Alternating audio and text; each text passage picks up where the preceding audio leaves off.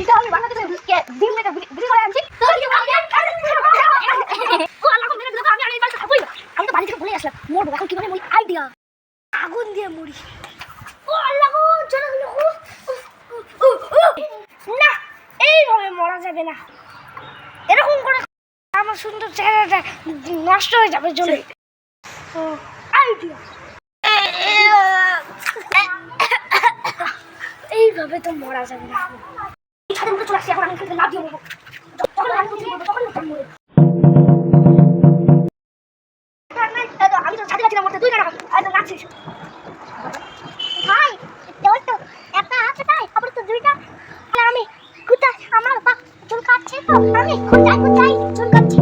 ও এই ব্যাপারটা আমি তুমি Hours later.